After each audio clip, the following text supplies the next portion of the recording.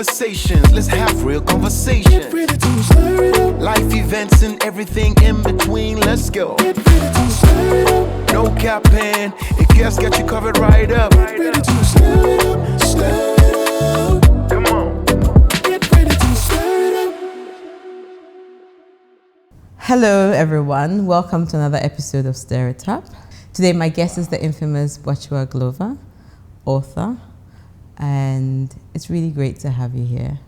We're going to be talking about protecting our mental health in the light of our experiences of those who are close to us as they've gone through their own mental health challenges. It's great to have you here. Great to be here, Kia. I'm excited. Finally, I'm on the couch.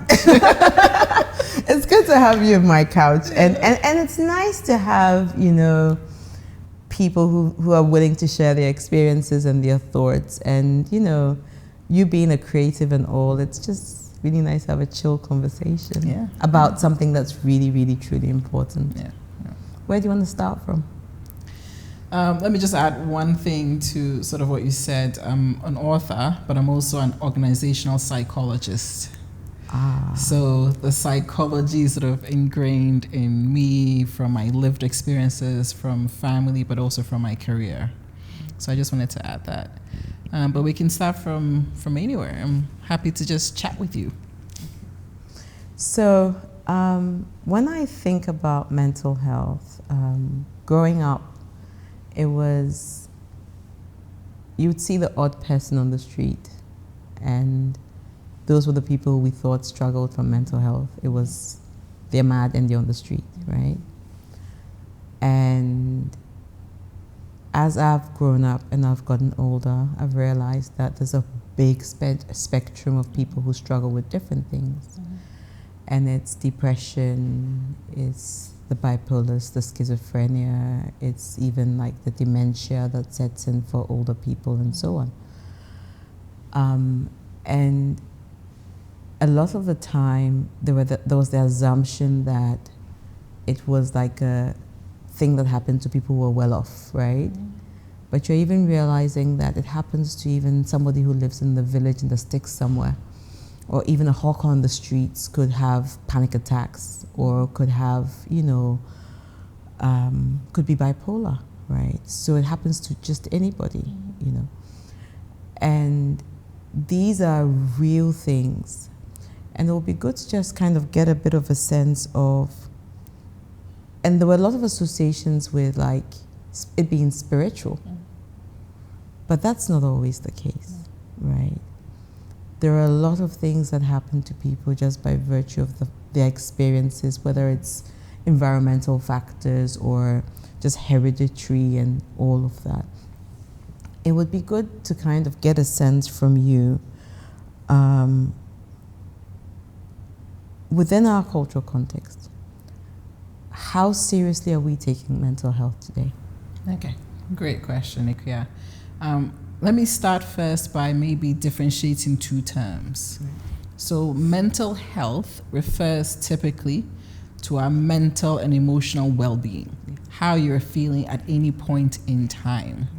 And mental illness refers to something that's diagnosed that affects you on an ongoing or long-term basis. So when we see those on the streets, that in Ghana, it's unfortunate that we associate those we see on the streets with mental illness and think that's it, like you said, for mental illness. And we don't really pay attention to mental health. We don't realize that your emotional and mental well-being can lead to that. So in my opinion, as a society, we're not really taking it seriously because of a number of reasons. One, we think it would never happen to us. We sometimes attribute personal, like it's their fault. There was something they did or whatever it may be that led to that. We sometimes also expect people to be able to snap out of it. Like if you say you are depressed or you're sad or you're stressed. Oh, come on, cheer up. Oh, you have a spouse, you have a family, you have a lovely home. What do you have to be sad about? We don't truly appreciate the factors, and you've mentioned that leads to either you're going from great mental health to mental illness. And it's caused by genetics, but also by environmental factors and sometimes by brain chemistry. As a society, we're also not taking it serious because, to me, the biggest gap is with education. In school, we learn so much about what the ear, the eye. I remember that they will draw the eye, you know what the retina is and all of that. So we learn about how the human body works. The physical part of the human body. The physiological. But we're never taught in school about psychological or about mental well-being, or about mental health, or about how to manage your emotions, emotional intelligence. You can start from childhood. You can start from school. So to me, that's the biggest gap. The second one would be how we treat people, but the biggest gap really is we don't expose our society, our children, our teens, our young adults to the topic of mental well-being and even mental illness. Got it. So it's interesting you kind of talk about the difference between mental health and mental illness.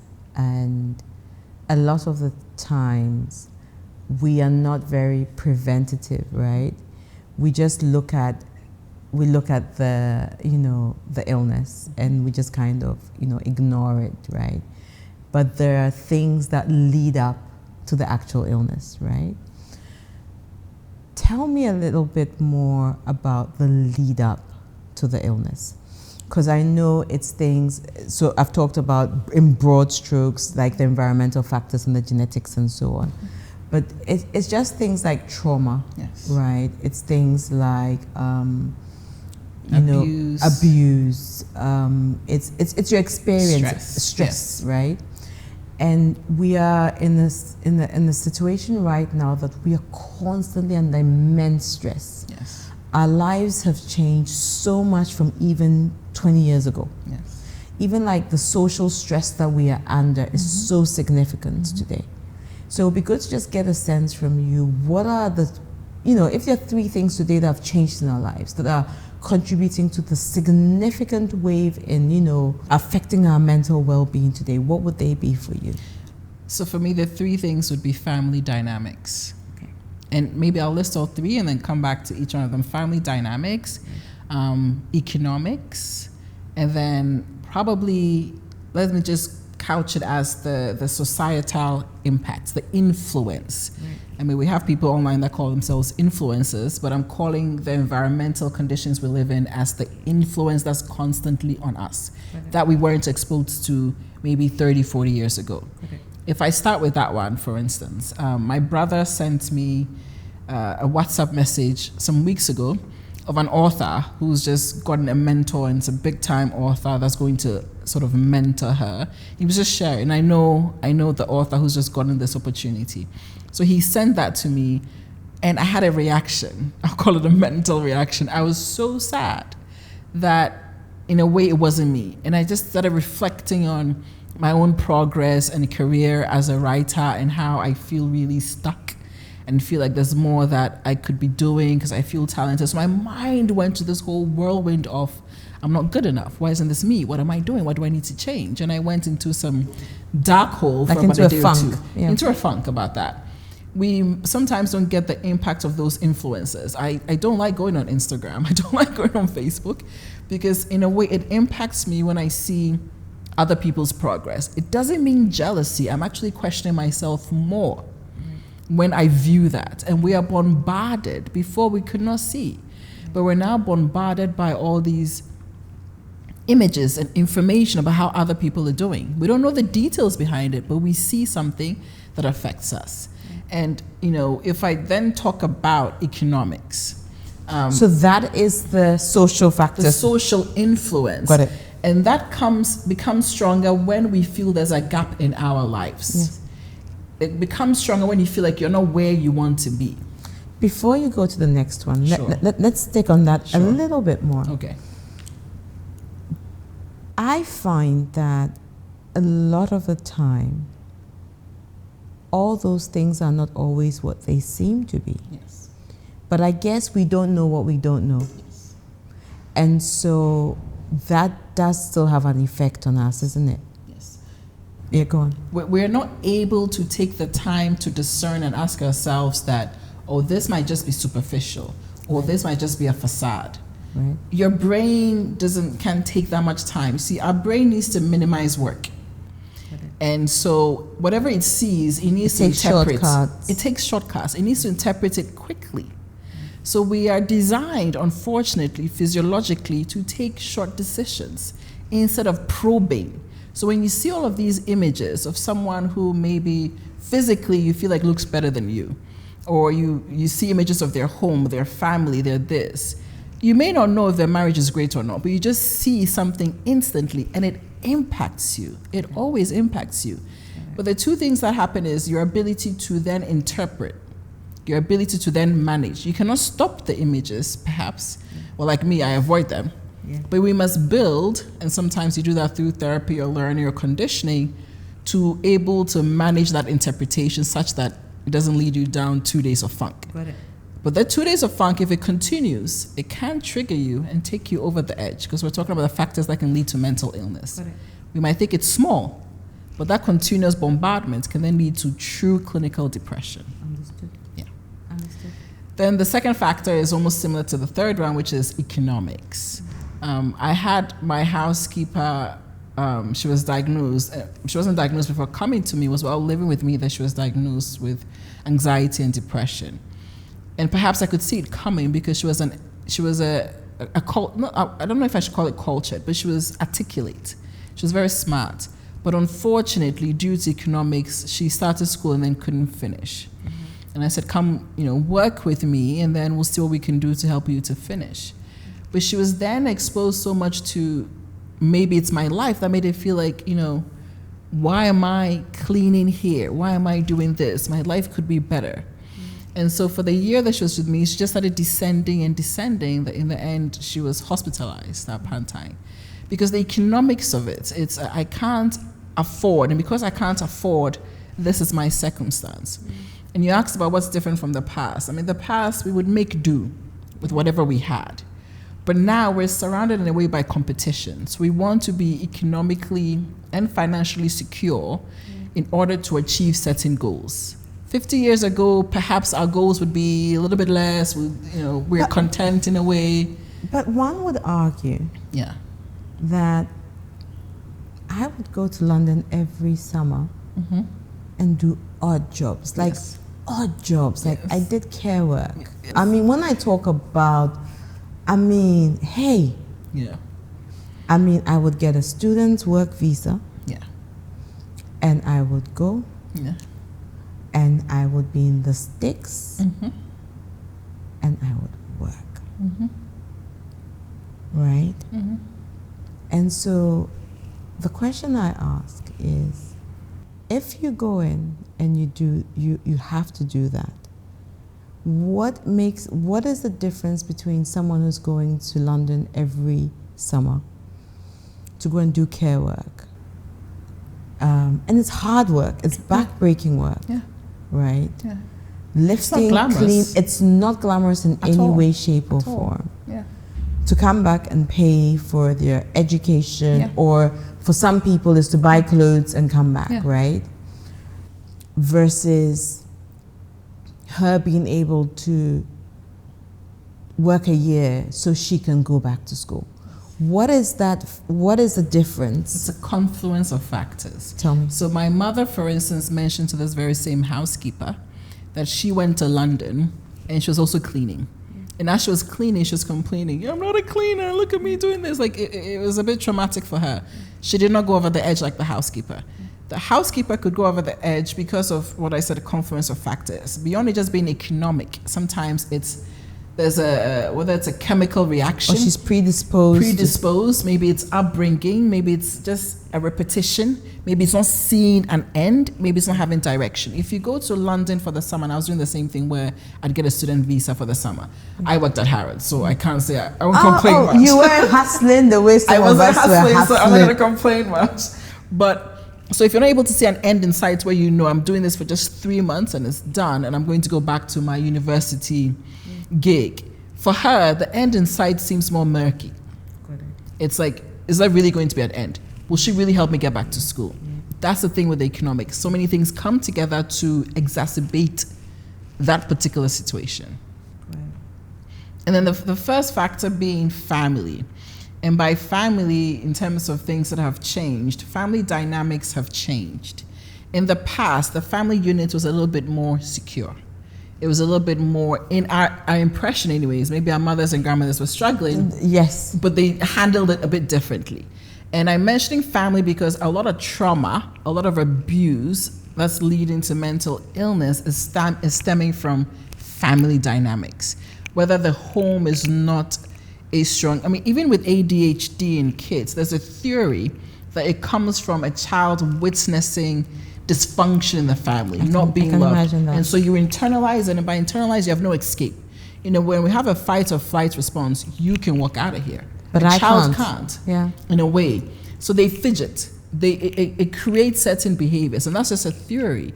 But the family dynamics is such a huge impact on mental illness in terms of that is where, and trauma is stored. That's where trauma is coming from. That's where abuse is coming from. And abuse is no longer just sexual abuse. We're talking emotional, whether it's physical, verbal. It's being internalized, and it can be triggered 30 years later, 40 years later. Our body stores trauma. And the trauma we're storing is from childhood. And so the family dynamic is really a huge cause and factor in mental well-being. So those would be my three factors, really. So I'll tell you the thing around family that I always found intriguing. I have this theory about how our mothers and a lot of mothers don't tell their daughters enough about their own experiences. Oh, yes. And if they did, they would equip us better for our own relationships and how we raise our own children. Yes. And I say this because those women suffered in their marriages. Yes. Their husbands would bring children home all the time, right? Or they would, because I saw my neighbors, you know, my father brought me home, right? You know, granted, at the time, the story that's told is that he was separated from his wife. He had me, and then he was back with his wife, and then, but by the way, whilst you were away, this is the child that I had. Here, look after her, right? And my stepmom and I had a really, you know, good relationship over time. And so, but I can imagine how difficult that must have been for her, raising someone else's child for a period of time, right? But a lot of women don't talk about those things, right? But I feel like if they talked about those things, it would teach a lot of young girls what to expect. So a lot of young girls at 27 or 28 go and get married, and they still have Cinderella stories in their head of, well, maybe not Cinderella, but they have stories in their head of what a marriage should be like. But these women are sitting with balls of trauma and experiences that are not great that they don't share. And maybe I've got it wrong, but that's my theory of it, right? But if I may add to that, not only do they not share, but sometimes they encourage, I don't want to use the word silence, but they encourage their daughters and other women that to it's okay, accept that it's okay. It. It's different when you don't share. But when you see your daughter or a female relative going through something, then they say, just keep quiet. It's almost like they want the quiet or the trauma to continue. Not deliberately, but I lived through it. Why are you complaining? But it's okay. It's okay. But is it because it's truly, they actually have come to terms with it? Or is it because they actually do not see anything wrong? Because I'm sure when they were going through that shit, it was not okay. It was and not. Excuse my... It's okay. I'm sure it was not, it didn't feel good. Yeah. So have they come to terms with it, or it's been normalized for them? It's been normalized. But not only that, as human beings, and this is probably also psychological, we sort of, it's an ingrained thing. We want something to continue.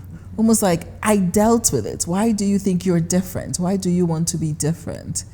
And maybe it's societal as well, where we think you can't escape it. So it's a bit of a defeatist mentality where we're seeing our daughters and other people, and we're like, you can't escape this, live with it. And I'm teaching you the tip for living with it, which is silence, adapt, deal with it. Because we think they cannot do better. We think they cannot escape. We think there's no way out. We think men are who they are. I mean, I was at a bachelor party, and a bachelorette party, and it was like 10 women. And someone asked the question, would you stay with a man who cheats? 8 out of 10 said yes. Yeah. It was me and another Caucasian were like, no. And it gets to a point where we're like, where are you going to go? What are you going to do? So that it becomes, how do you then live with it? Not how do you escape, but live with it. So our mothers are teaching us, how do we live with it? That's the unfortunate thing. Okay. Coming back to this. Sure. So we have families, people we love dearly, who struggled with different kinds of mental health issues, right? Be it something that's happened to them based on, you know, their circumstances and so on. And these are people we care about. What is there to learn from their experiences? Because I kind of feel like there's a teaching moment or a learning opportunity out of every experience, right? What is there to learn? There's a lot to learn, and the key thing would be, one, understanding your risk and taking measures to prevent. What we can learn from it is that a lot of mental illness, and we've mentioned this before, is genetics. It is a predisposition that's already in your family tree. It's environment, and then it's your brain chemistry. When you happen to have all three happen, and let's say genetics, for me, my father was diagnosed with schizophrenia when he was in his late 30s. And I've had other very close family members struggle with anxiety disorders and depression and other mental illnesses. That means risk factor. You can't do away with it. When it's been repeated in your family, you cannot ignore it. It's the same way for physical health. When you have a family member or family members who have been diagnosed with, say, hypertension, high blood pressure, or diabetes. My mother has been diagnosed with diabetes. I cannot look at that and think, oh, never been me. It means you are predisposed.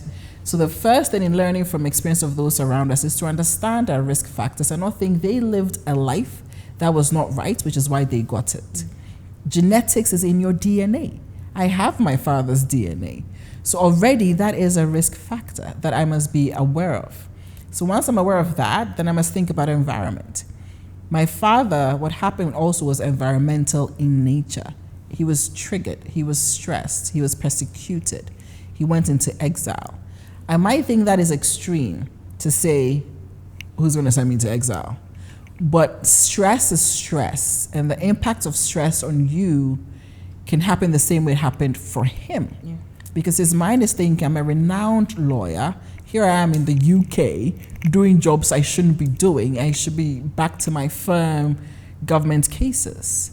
So when you have that happening, you always have to think, how do I prevent that? So number one is understand the risk, and number two is, how do I make sure I don't go down the same path? Not by thinking that person did something wrong, but by thinking, how do I just get the right help to prevent that from happening?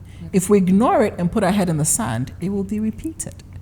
But you can do your best to either reduce your risk, same way if my mom has diabetes, if I don't take sugar, I exercise, I'm reducing risk. I may not eliminate it, but I am reducing it. And I think that's what we can learn. But a lot of the times we blame people. I may blame my mom that she didn't eat healthy, which is why she got it. I may blame my dad that, he didn't know how to manage his stress. But instead of doing the blame game or thinking he can never be you, understand your risk and take steps, take proactive steps. Most of us don't, unfortunately. So I hear you completely, understanding what the risk factors are. And it's almost like managing your stress. Don't use drugs, right? So if you're predisposed to this, managing all the external things that could be potential triggers to you, right? So, if I may, identifying and managing them. But before yes, you identify, absolutely. Yes, know that this could be a potential trigger for me. If you're in a terrible relationship, know that, okay, this could be a potential trigger. If it's a job where it's not healthy, so identify and then know how to manage them. And sometimes you may need help to manage them if you can't step away from those triggers immediately. Yeah.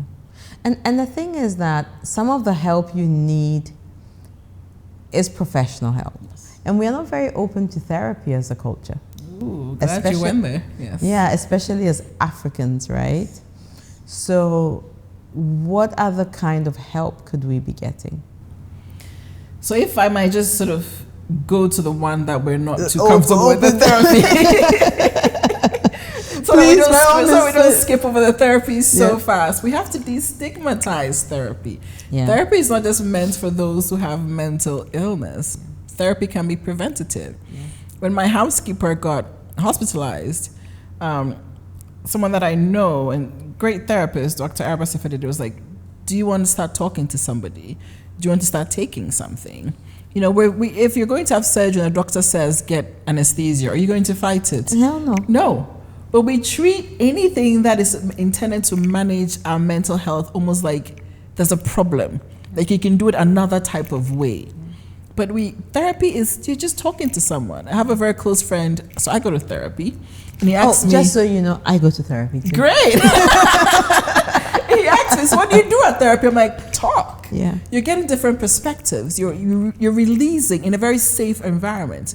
To me, that's what therapy gives you. You might not be able to talk that freely with your mother, your spouse, your child, your best friend. And what therapy does, I mean, just if I may say, is it removes some of the subjectivity around certain conversations, right? Yes. Yeah, carry on. It's that. It's safe. I call it a safe space because if you're talking to someone you know, no matter what, their knowledge of you, history, their predisposition, they knowing your family, spouse would influence their responses. Yeah. But this is a trained person who's been trained to listen, to pick cues. My therapist is amazing. I can say something, he can pick certain things from me that I know my best friend can't. And you're just talking in an environment where he's guiding. A guy, can you imagine? Right. My therapist is a guy too. Is it? Are we going to share names here? No, I'm not sharing. No, I can share names off camera. No, I have done therapy off and on for the last 12 years. And it's been an incredible space for me. And I recommend it any day, anytime. And it's more, and a lot of people would think that there's shame in it. Yes. There is zero shame. Mm-hmm. And I say there's zero shame because I know the dark holes I've been in, right? And I know how I've crawled out of those holes with the help of therapists. Yes. Right. Yeah. So. Yeah, me too. I mean, I've grown up with a dad who was schizophrenic, and the trauma and the impact of that. When you're witnessing a parent that you care about and love, who is unable to manage himself, especially someone who was brilliant. My dad was brilliant, and to have that be impacted by mental illness was traumatic for me as well. I am so sad it happened to him, and growing up with that is very heavy on you. And I was in a helicopter crash, and I was also diagnosed with PTSD. And people may think this happens to those who are in the army or other situations like that, but I suffered PTSD for a whole year. That also increases my risk factor because previous mental illness or mental challenge can lead you down a certain path. And I was on medication for a whole year. I couldn't even get on a plane for a whole year. You are crippled sometimes. So therapy, and I was seeing a therapist, therapy is a way to bring you out, even if it's just temporary unwellness to do with your mental well-being. You know, it can be temporary, but it's a way to bring you out. It's a way to guide you. It's like someone holding your hand. It's like talking to your pastor. We really need to destigmatize it. It's not, if you go and see a pastor for marriage counseling, Why to can you prepare not see a someone who is like a mechanic for the brain? Why not? Yeah. You're seeing a pastor for like 3 months before you can marry. So why not get someone to also help you prepare your mind for the lives that we're going through? So therapy, yes. So I'm glad we spent a little bit of time talking about that. But the other things you can try also that helps you is your physical being. So exercise also helps you with your mental well-being. So because your mind controls your body, but your body also has an influence on your mind. Yeah. So you need to make sure you get enough sleep. Sleep, that's my superpower, I say, from when I was in secondary school.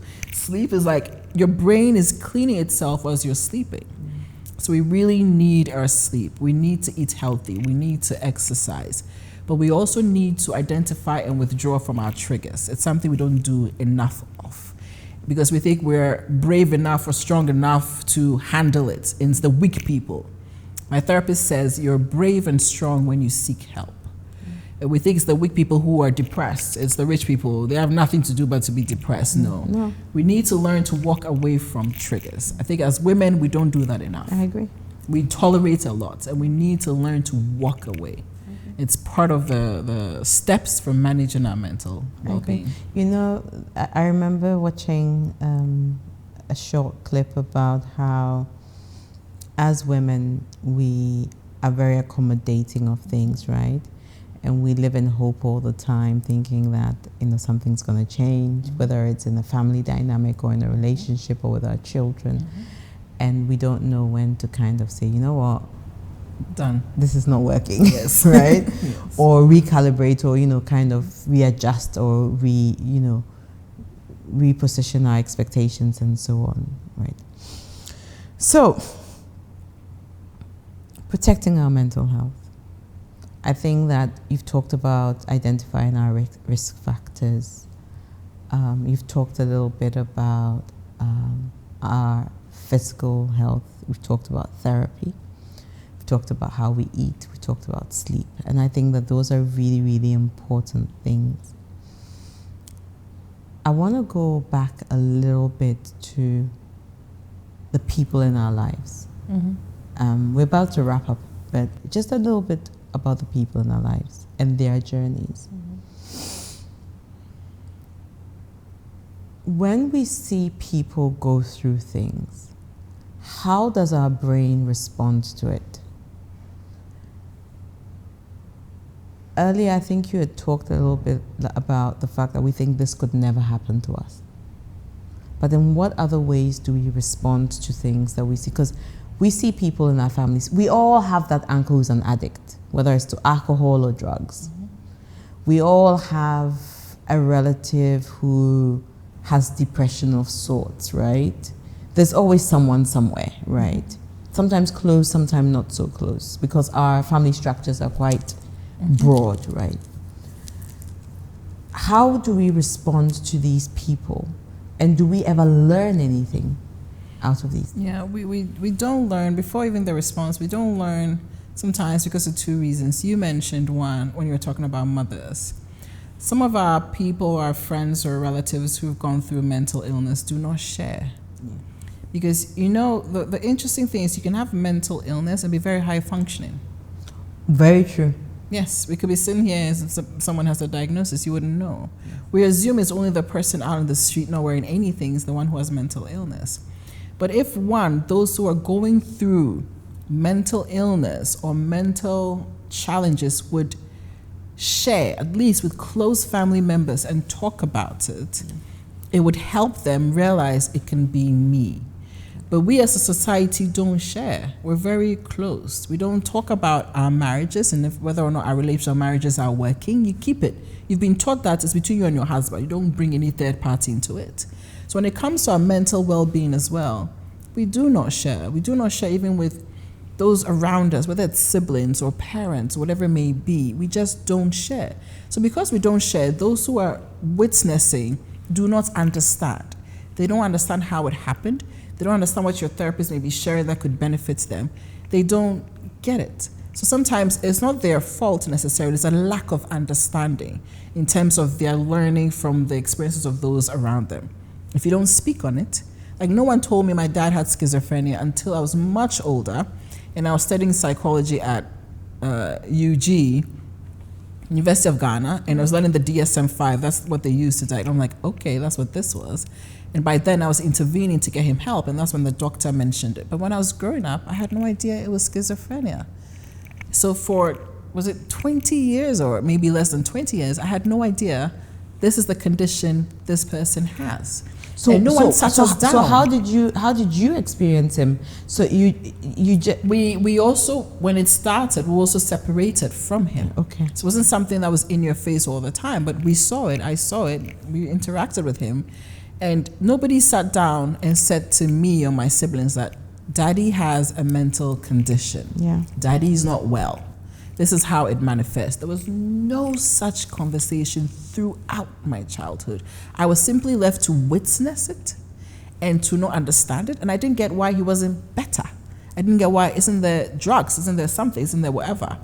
And but there are ways around that. Yes. I knew that for a fact. Yes, he was hospitalized a few times, but then he'd leave. And I was really confused as to why, can't somebody do something? Like, what is this? Like, what's happening? But there was no conversation. Even something that was glaring, there was no conversation. How much more something that is a much more hidden disease? I mean, schizophrenia can be a bit more overt, right? But there are others that are a little bit more hidden. Yeah. Even with bipolar or borderline, even when it manifests, you might attribute it to something else. Or this person's just hyper. Or this person or just can't mood manage swing. mood swing. Or this person is just a moody person. You might not realize that it is actually mental illness. Even with ADHD. Yes. Teachers might think, oh, all kids are like that, so they'll grow out of it. We treat certain mental illnesses the same. We don't talk about it. So how can someone respond? So my response, observing that, was, I don't get this. Like, what's happening? Yeah. And for a moment, I was like, why can't he just snap out of it? Why can't he just adhere to treatment? So we don't understand. And the second thing is, we also think we're superhuman, where it can't happen to us in the sense that I can be better than you. I can do better than you. I can work harder to prevent this, without realizing part of it is genetics, part of it is this. So you can work hard, but if you don't get extra help, you on your own, it might not work. So we respond to it by, I don't understand, and this is somehow your fault. Is there hope for us? There is, through conversations like this, but I also think there has to be some educational reform. When we talked about things like the therapy, the exercise, the one thing I wanted to add is education, learning. Unfortunately, we have to learn on our own, but I would encourage anybody watching, listening out there, learn about mental wellness, learn about mental health. Even if you don't have a family member who's gotten something, even if you feel like you're not predisposed, it can start with you. So learn about it. We know about, right now, diet soda leads to cancer. Yes. But we are not sharing tips that can lead to depression. We're not passing around on our WhatsApp those sorts of things. We're sharing physical health things, and but we're not sharing that. So education and learning has to be done for Ghana to really manage this. In school, they need to know. They need to learn from a young age. I have lots of conversations around mental health and well-being and just emotional health, right? And that's just because we have so many points of connection today that are not tied into just, our physical. But unfortunately, as a society, we glamorize the physical more than the things that we don't see. And I am hoping, like you said, through these conversations, we will begin to kind of highlight the mental health elements a bit more. Thank you very much for sharing. Thank you, Kia, and bless you for what you're doing. A little bit counts. Everything counts. It's my safe space. It's my happy place. I've been talking about this for years, so I'm finally doing it. And I have little helpers, I call them, who've been amazing in helping me do this. All the best. Thank you. So, okay. So the fun part of all of this cocktails, Okay. and you get to taste it, Uh-huh. and you get to tell me what's in there. Oh, really? Yeah. I thought it was just drink and go. I have to tell you.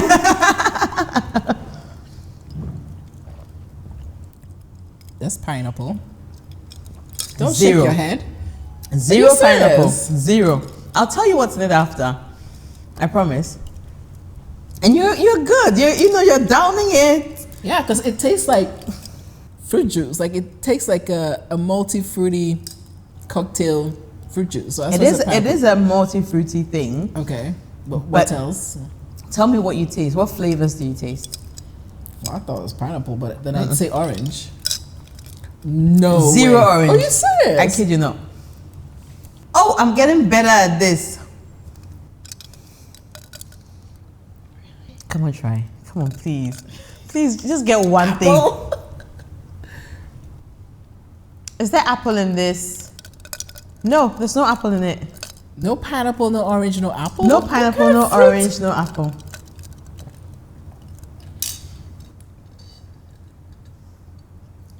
There's mango. I wasn't going to say that one. I was going to say There's something. strawberry. Really? Yes. I thought it was more tangy. That's why I kept saying the orange and the pineapple. Is there like citrus, something citrusy in There's there? something citrusy in there. Okay. Okay, so it's good. Stir it up.